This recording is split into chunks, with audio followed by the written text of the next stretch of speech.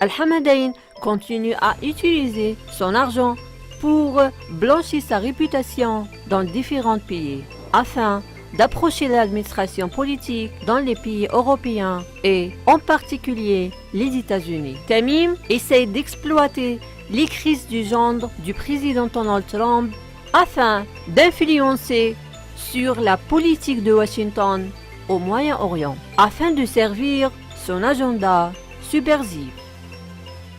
L'écrivain américain Vicky Ward a exposé ses relations suspectes dans un nouveau livre, montrer les tentatives du système d'Al-Hamadain de gagner l'amitié de Jared Kushner, chargé de nombreuses tâches sur les scènes nationales et étrangères, dans la lumière qu'il faisait partie de l'équipe de transition chargée d'organiser le transfert du pouvoir de l'administration de l'ancien président Barack Obama à l'administration actuelle, en plus d'être un émissaire présidentiel du Moyen-Orient.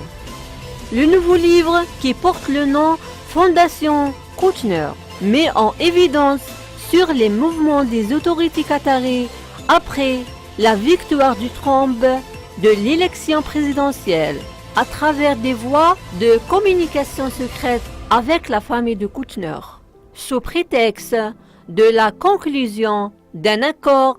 Son objectif apparent d'un partenariat vise à atténuer la crise financière de la famille Kushner.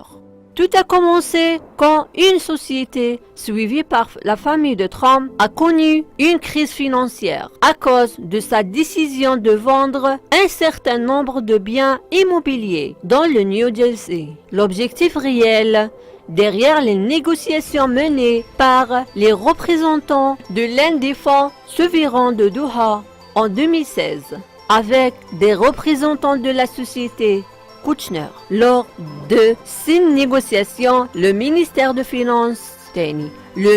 de Finances qatari, Ali Al-Imadi, et le père de Kushner à New York se sont rencontrés, mais ces négociations n'ont pas abouti dans un premier temps. Mais le père de Kushner a annoncé qu'il refusait d'obtenir un prêt du Qatar ou établir une coopération avec Doha.